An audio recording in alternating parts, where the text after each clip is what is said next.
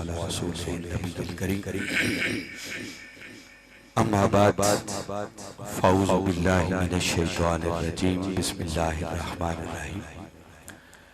क़ाल अल्लाहु तबारक व तआला फ़िल क़ुरआनिल मजीद लक़द कान लकुम फ़ी रसूलिल्लाहि उस्वतुन हसना।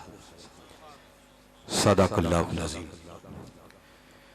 वाजिबुल एहतराम सदर मजलिस जनाब मियाँ गुलाम हुसैन साहिब दामत बरकातों को मुला लिया और काबिल सद एहतराम जनाब पीर तरीक़त साहबजादा सैयद इलियास हुसैन शाह साहिब दामत बरकातों को मुला लिया और वाजिबुल एहतराम जनाब साहबजादा सैयद मुमताज़ हुसैन शाह साहिब दामत बरकातों को मुला लिया और काबिल सद एहतराम जनाब मोहतरम आबिद अली आबिद साहिब और वाजिबुल एहतराम मोहतरम खलील अहमद काकड़ साहिब सदर तहरीक मिनहाजुल कुरान जड़ावाला। इसके अलावा दीगर काबिल सद एहतराम उलमाए कराम, मशाइख इज़ाम, साहिबजादगान, मुअज़्ज़ज़ मेहमानान गिरामी, कायदीन तहरीक मिनहाजुल कुरान और आज की इस अज़ीमुश्शान महफ़िल मीलाद मुस्तफ़ा सल्लल्लाहु अलैहि वसल्लम में मौजूद जुमला ख़वातीन व हज़रात, अल्लाह रब्बुल इज़्ज़त का लाख लाख शुक्र है कि जिसने अपनी तौफ़ीक़ ख़ास और हुज़ूर नबी अकरम सल्लल्लाहु अलैहि व आलिहि वसल्लम के नालैन मुबारक के तसद्दुक़ से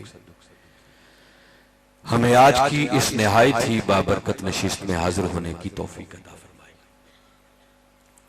और जिस हुस्न नज़्म, जिस खूबसूरती और जिस मोहब्बत और ज़ौक़ व शौक़ के साथ आज की इस सालाना महफिल मीलाद का इनेकाद किया गया है, मैं इस पर अहालियान 66 चक और बिलखुसूस PP90 की तहरीक मिनहाजुल कुरान के जुमला फोरम्स के जुमला कायदीन को, जिम्मेदारान को, ओहदेदारान को, रुफाका को और हर उस शख्स को जिसने किसी भी हवाले से आज की इस महफिल के इंतजाम व इंसिराम में हिस्सा लिया है, मैं सबको दिल की गहराइयों से मुबारकबाद भी पेश करता हूँ और दुआ गो हूँ कि अल्लाह रब्बुल इज़्ज़त आपकी इस काविश को अपनी बारगाह में शर्फ़ कबूलियत अता फरमाए।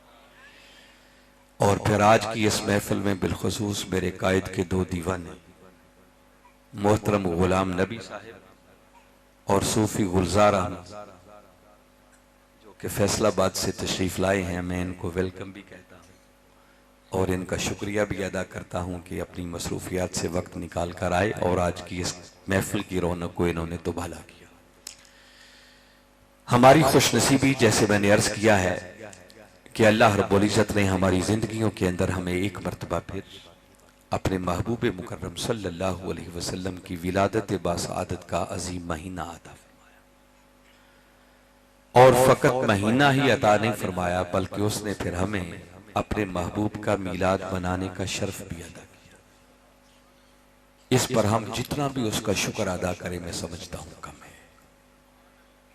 हमें अंदाजा नहीं है कि ये मीलाद बनाना ये कितना बड़ा अमल है। आका की आमद पर खुशी करना, खुशी का तरीका और अल्लाह रब्बुल इज़्ज़त ने तो किसी तरीके पर पाबंदी नहीं लगाई, वो सिर्फ इतना कहता है कि बस काम नाजायज नहीं होना चाहिए, वो काम हराम के जुमरे में नहीं आना चाहिए, अल्लाह और उसका रसूल उस तरीके से मना ना करता हो। बाकी वो कहता है कि बाबा जैसे तुम्हारा रांझा राजी होता है वैसे ही कर लो, मगर मेरे महबूब की आमद पर खुशियां जरूर। ये फल यफराहू का तकाज़ा है। ये मेरा सब्जेक्ट नहीं है कि मैं आज इस पर बात करूं, आज और मौजू पर बात करना चाह रहा और रही सही कसर उसने ये कहकर निकाल दी जो आगे फरमाया हुवा खैरुम मिम्मा यजमाऊ। फरमाया तुम्हारा मेरे महबूब की आमद पर खुश होना ये हर उस अमल से बढ़कर है जो तुम अपने लिए जमा करते हो। अब इंसान अपने लिए क्या जमा करता है? आखिरत के लिए नेकियां इकट्ठी करता है कि नेक अमाल का जखीरा जमा कर लूं ताकि आखिरत में बेड़ा पार हो। मगर याद रखें हुवा खैरुम मिम्मा यजमाऊन के कलेमात ऐलान कर रहे हैं कि दुनिया जहान की सब नेकियां एक तरफ, मगर कमली वाले आका की आमद पर खुश होना ये सारी नेकियों पर भारी। इस नेकी का कोई मुकाबला कर ही नहीं सकता। खैर, ये मैंने तहदीस नेमत के तौर पर आगाज में, चूंकि आप लोगों ने एक वाक़याताना जश्न का समा बनाया और हमारे बिलाली बरादरान जिस ज़ौक़ से नाते पढ़ रहे थे, मनकबतें पढ़ रहे थे, तो मैंने तो बहुत हज़ लिया है, तबीयत खुश हुई है देखकर। इस पर जितनी भी आप लोगों को मुबारकबाद पेश करूं, मैं समझता हूं कम है। क्या करना है, छोड़ दें, मैं ठीक हूं, बिल्कुल ठीक है। माशाल्लाह, साउंड भी आपका बहुत अच्छा है, कोई प्रॉब्लम नहीं है।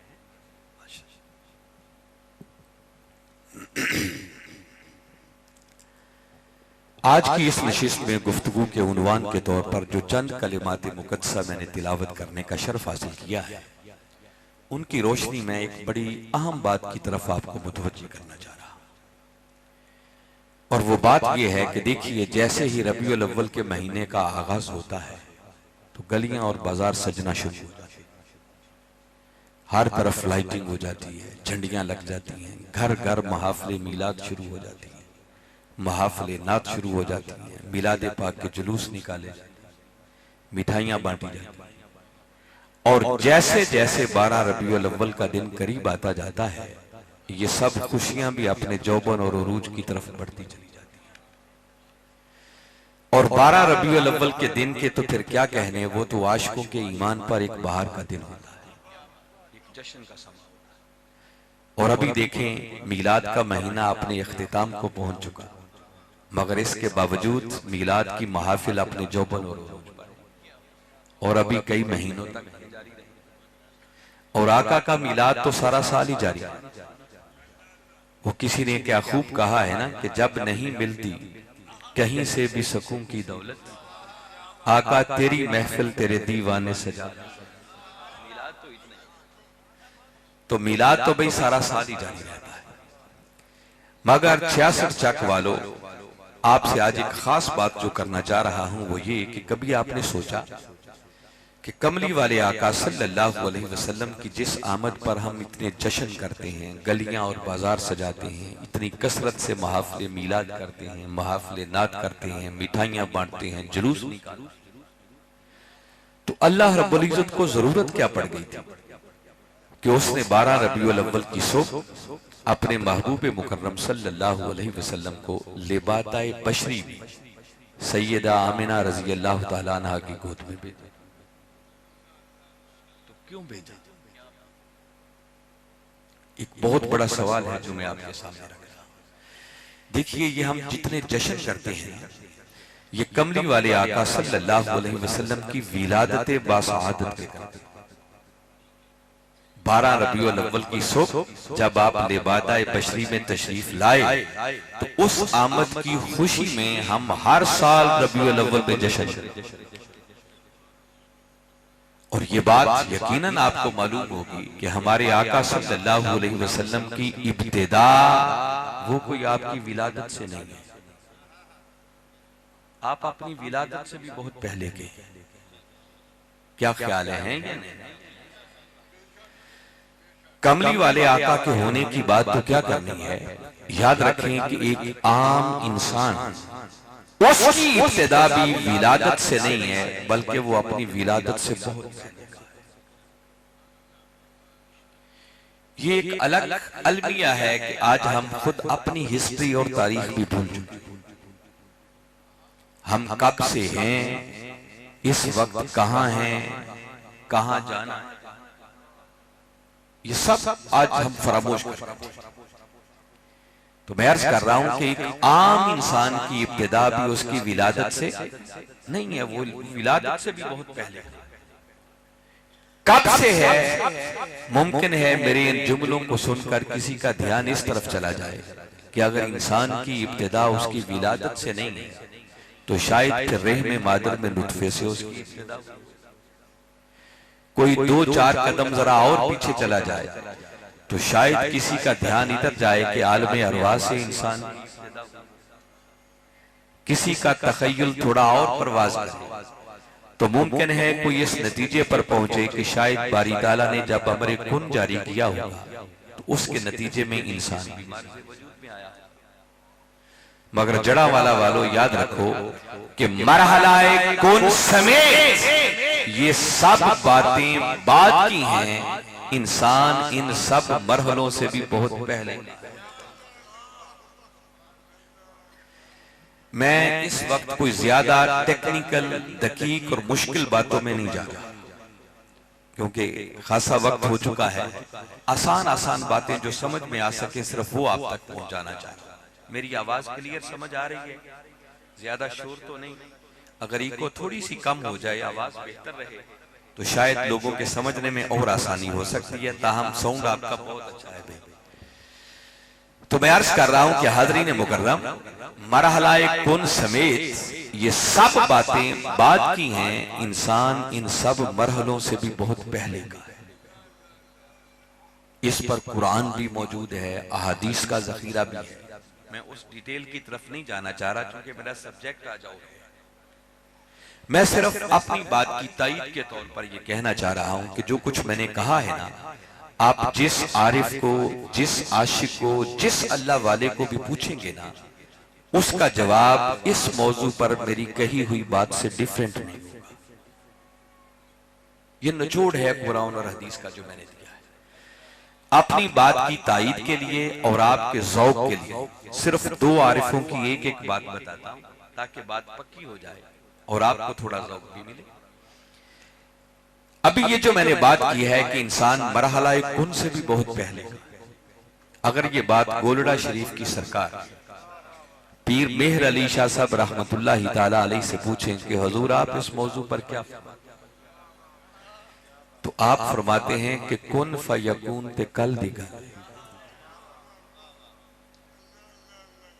क्या फरमाते हैं? कुन फयकून ते कल दी गले असी अगों ही प्रीत लगाई ते तू मैं हर्फ निशान जदों दित्ती मीम गवाही ते हजे भी सन आओ जिसते बेले बूटे काही ते मेहर रल ताइयों बैठे जदों सिख दोहां। तो पीर साहब ने तो बात ही खत्म कर दिया कि बाबा ये कुन फयकून तो कल की बात है, हमने तो इससे भी पहले कहीं प्रीत लगाई।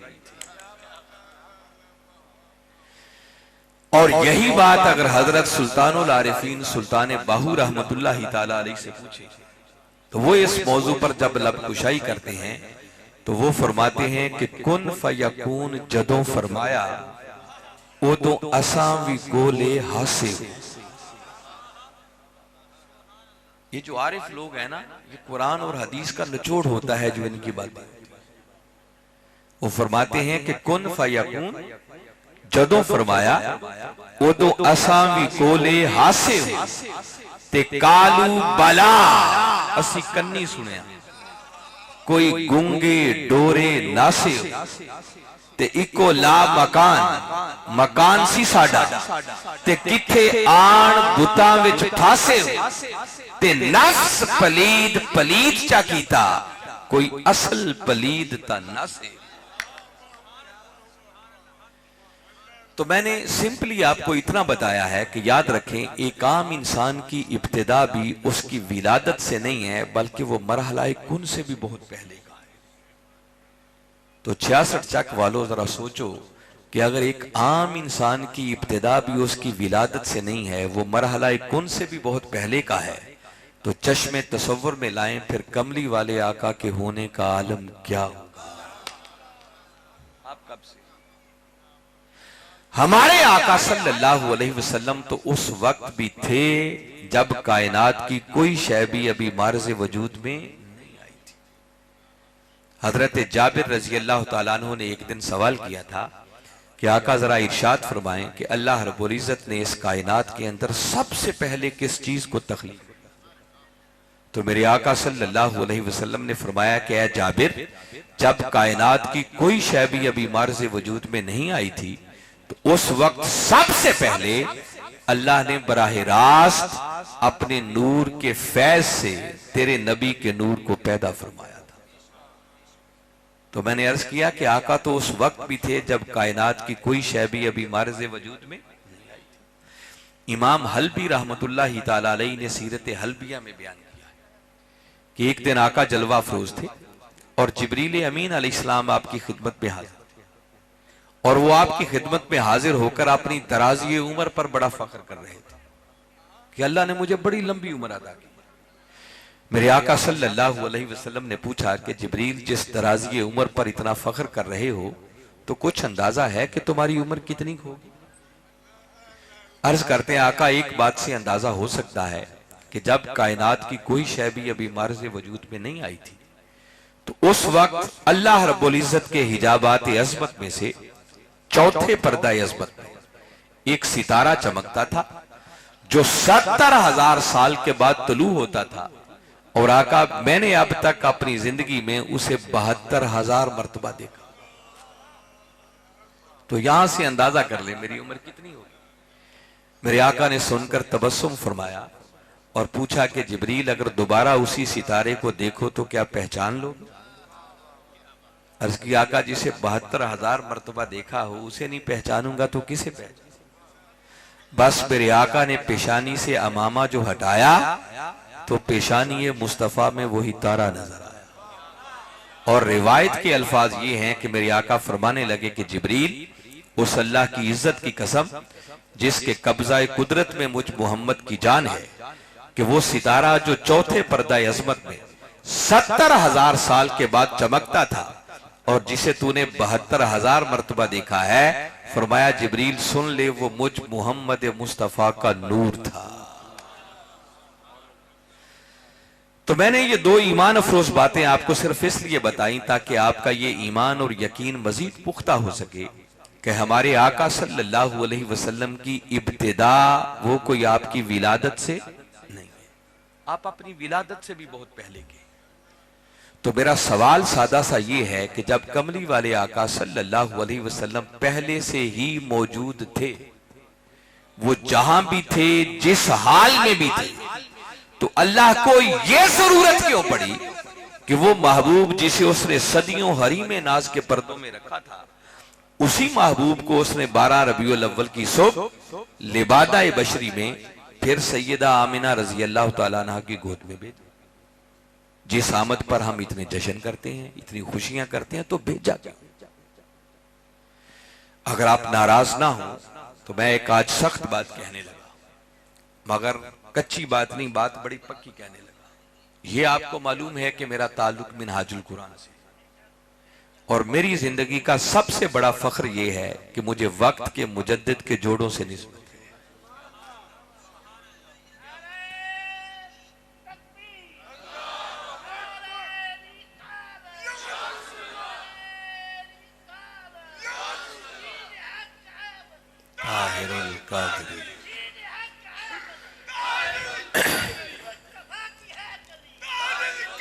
और याद रखें कि जिस हस्ती के कदमों से मुझे निस्बत है ना, ये जो आज हम बड़ा सीना तान कर मीलाद मनाते हैं, और गली गली मोहल्ले मोहल्ले वो लोग जो मीलाद का इनकार करते थे, आज चारों ना चार वो भी मीलाद मना रहे हैं।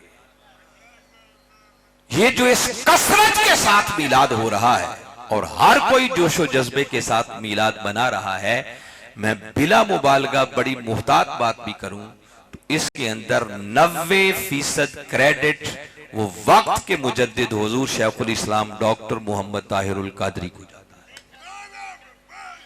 वरना हम लोग सच्ची बात है मीलाद मनाते हुए डरते थे। ये 12 रबीउल अव्वल के दिन को 12 वफात का दिन कहा जाता है। लोग इस पर इतने इतराजात की बुछाड़ कर देते थे कि हमारे पास जवाब कोई नहीं होता। ये तो हजूर शेखुल इस्लाम का एहसान है इस उम्मत पर कि उन्होंने मीलादुन नबी के हवाले से इतने दलाइल के अंबार लगा दिए कि अब हर कोई सीना तान कर आका का मीलाद बना रहा है।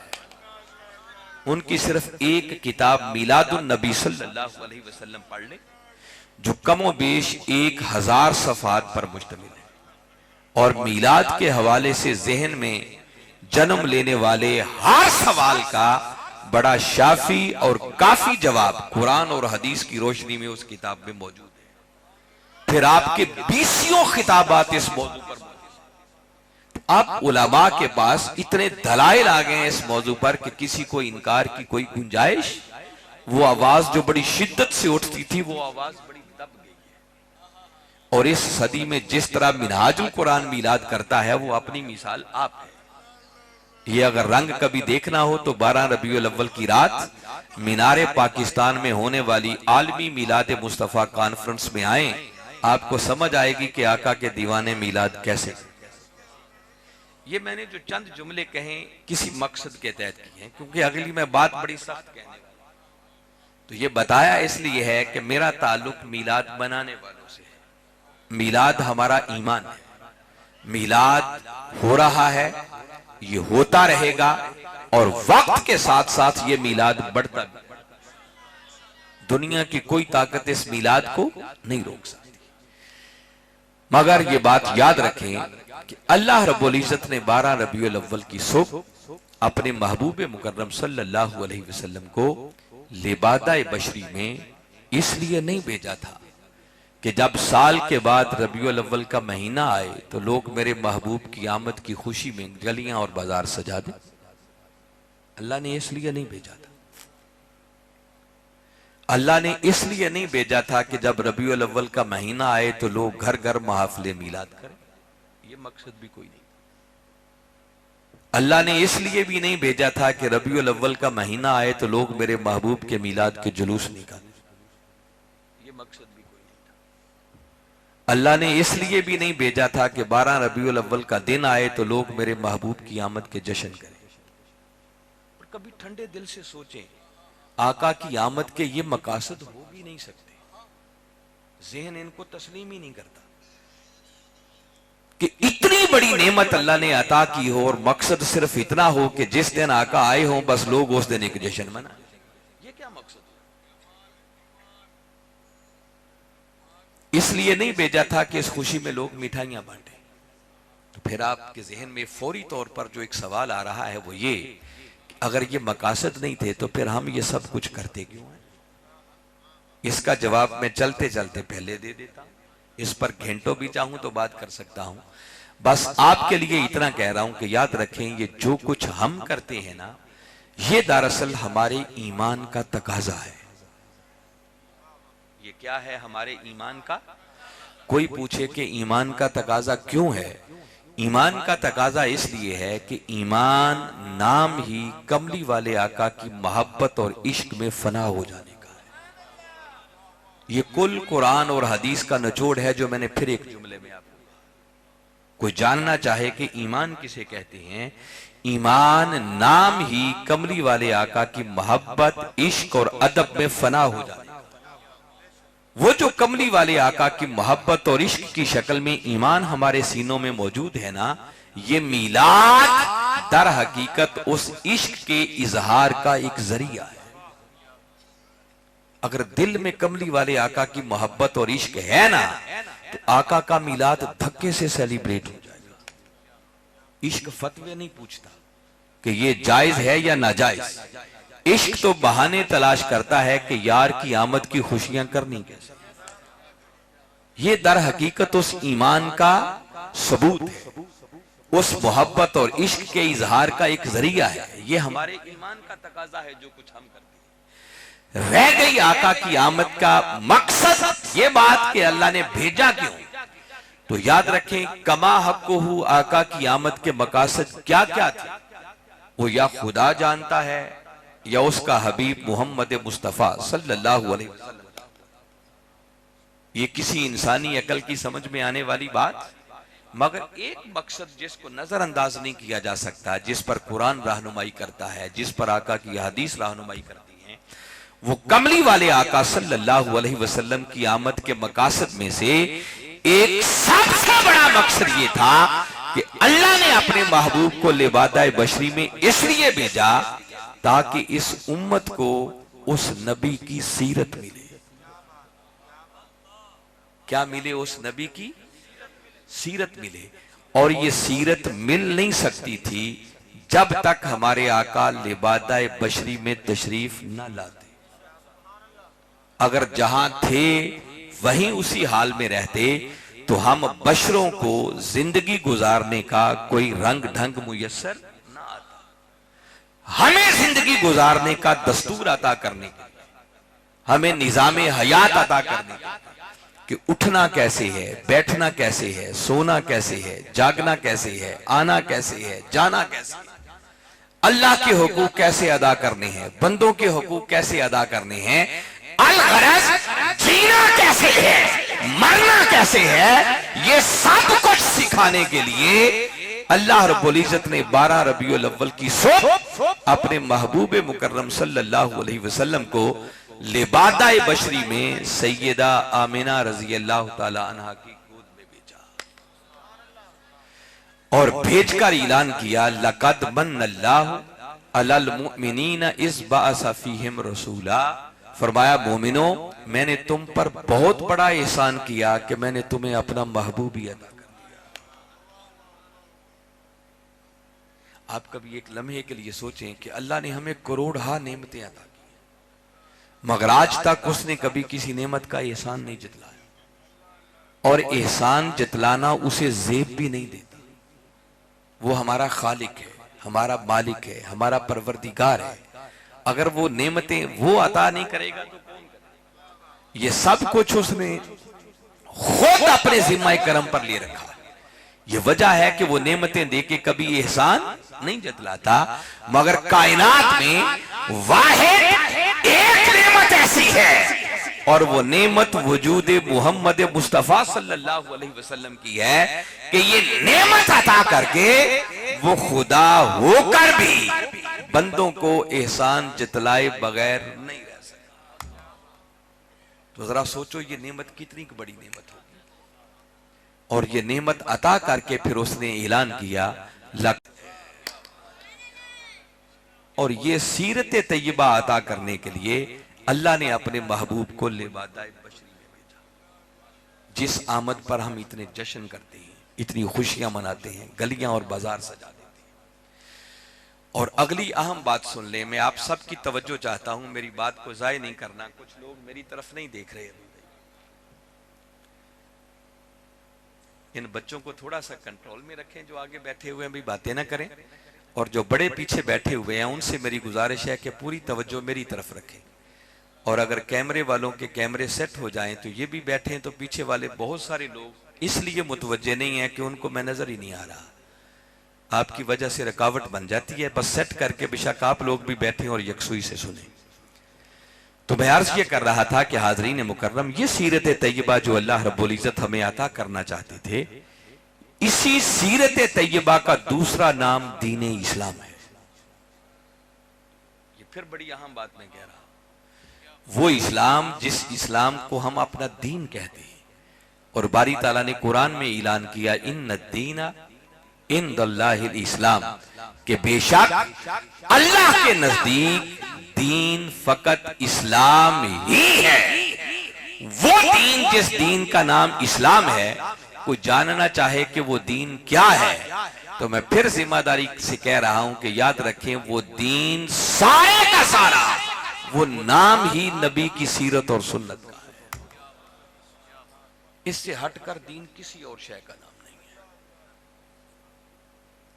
जो कुछ कमली वाले आका सल्लल्लाहु अलैहि वसल्लम ने किया, जो कुछ आपने करने का हुक्म दिया, और जो कुछ आपके सामने किया गया जिससे आपने मना नहीं किया, इस सारे को अगर जमा कर लें तो ये कमली वाले आका की सुन्नत बन जाती है, और इस सारे को इकट्ठा कर दें तो यही हमारा दीन इस्लाम बन जाता है। तो मैं फिर जोर दे के कह रहा हूं कि दीन सारे का सारा वो नाम ही कमली वाले आका की सीरत और सुन्नत का है।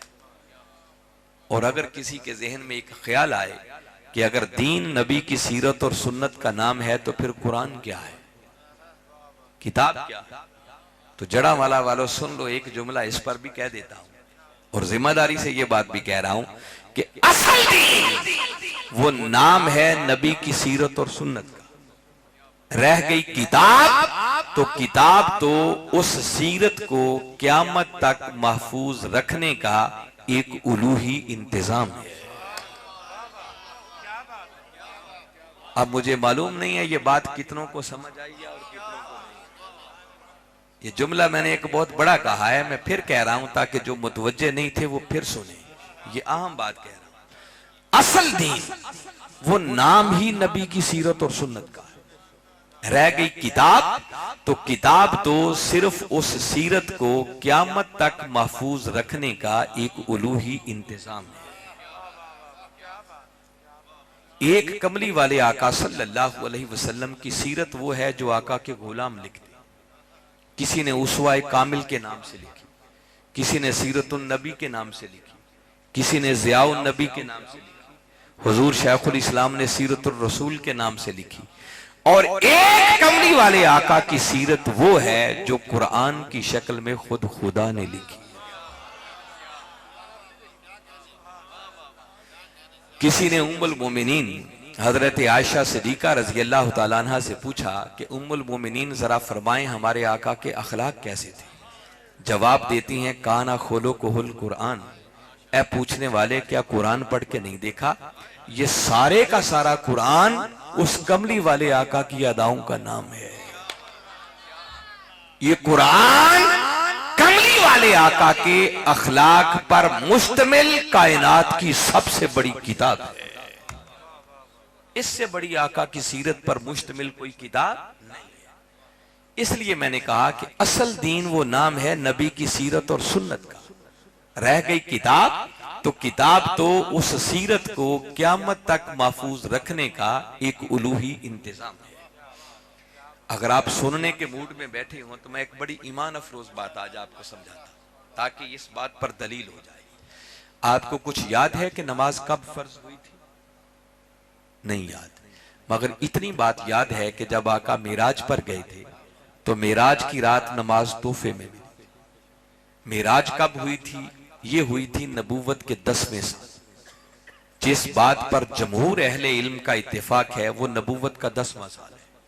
इसका मतलब ये है कि कमली वाले आका सल्लल्लाहु अलैहि वसल्लम को नबूवत का ऐलान किए हुए 10 साल हो चुके, जिसका दूसरा माना यह बनता है कि अभी आका ने मक्का से मदीना हिजरत नहीं की थी, क्योंकि नबूवत का ऐलान करने के बाद हमारे आका 13 साल मक्का में रहे थे। कितने साल रहे थे? तो 10वें साल आपने मेराज की, तो इसका मतलब हिजरत से भी 3 साल पहले नमाज फर्ज हो गई थी। बात याद रहेगी। नमाज के लिए हम वुजू करते हैं। वुजू का हुक्म कुरान पाक के अंदर है।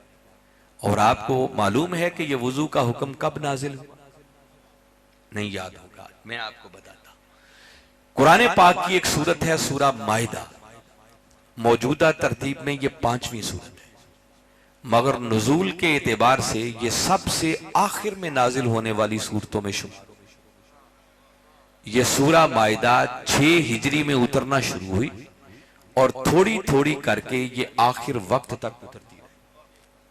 इसकी अगली दलील ये है कि ये जो दीन की तकमील वाली आयत है, जिसमें बारी ताला ने फरमाया अल यौमा अकमलतु लकुम दीनकुम व अतममतु अलैकुम निअमती व रदीतु लकुमुल इस्लाम दीना, कि आज के दिन मैंने तुम्हारा दीन तुम्हारे लिए मुकम्मल कर दिया।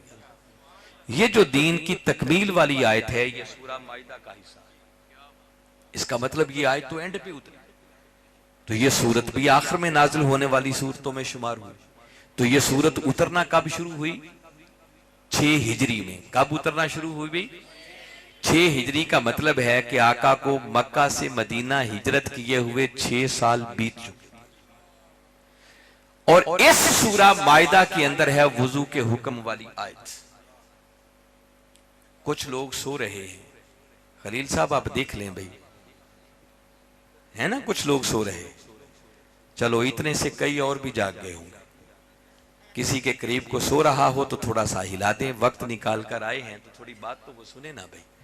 और अगर मेरे सामने बैठे हुए लोग सोएंगे तो कुछ असर मेरे ऊपर भी होगा, और अगर मैं सो गया तो फिर सोचें फिर क्या होगा। इसलिए थोड़ा जाग के बैठे। अब गौर से सुने, बात बड़ी अहम है। अगर ये समझ आ गई तो आज ईमानों पर एक नई बहार आ जाएगी। इस सूरा माइदा के अंदर है वुजू वाली आयत। बारी ताला ने इरशाद फरमाया, या अय्युहल्लज़ीना आमनू इज़ा कुमतुम इलस सलाती फग़सिलू वुजूहकुम व अयदियकुम इलल मराफ़िक़ वमसहू बिरुऊसिकुम व अर्जुलकुम इलल काबैन। फरमाया, ए ईमान वालो, जब तुम नमाज का इरादा करो या नमाज के लिए उठो तो अपने चेहरों को धो लिया करो, अपने हाथों को कोहनियों समेत धो लिया करो, अपने सरों का मसा कर लिया करो और अपने पाँव को टखनों समेत धो लिया करो। ये वुजू का हुक्म इस सूरा माइदा का हिस्सा है। सूरा माइदा कब उतरना शुरू हुई थी? और अगर ये वुजू वाली आयत इस सूरत के नजूल की बिल्कुल इब्तिदा में भी आ गया तो जल्दी से जल्दी भी कब आया होगा? 6 हिजरी में। नमाज कब फर्ज हुई थी? हिजरत से भी 3 साल पहले। और कुरान में वुजू का हुक्म कब आया? हिजरत के भी 6 साल। कितने सालों का गैप बनता है? बोलिए सारे भाई। 9 साल का गैप बना। नमाज फर्ज हो गई पहले और कुरान पाक में वुजू का हुक्म आया जाकर 9 साल बाद। तो 66 चक वालों, मेरा सादा सा सवाल है कि वो जो 9 साल तक नमाजें पढ़ी गई, क्या वो बगैर वुजू के ही होती रही? है ना, एक अजीब मकाम पर आपको ले कि नमाज तो फर्ज हो गई पहले और कुरान में वुजू का हुक्म आया जाके 9 साल बाद। तो वो जो 9 साल तक नमाजें पढ़ी गई उनका क्या बना? क्या वो वुजू के साथ हुई या बगैर वुजू के साथ हुई? कुरान में तो हुक्म आया कोई नहीं। और अकल ये मानने के लिए तैयार नहीं है कि नमाज बगैर वुजू के हुई। ये दिल मानने के लिए तैयार। तो अगर वुजू था तो फिर वो वुजू कहां से आया? अरे इसका जवाब सिवाय इसके और कुछ नहीं है कि 9 साल तक सहाबाए किराम कमली वाले आका को तक तक कर वुजू करते थे। जैसे जैसे हमारे आका करते वैसे वैसे वो भी करते चले जाते, उनका वुजू होता चला जाता।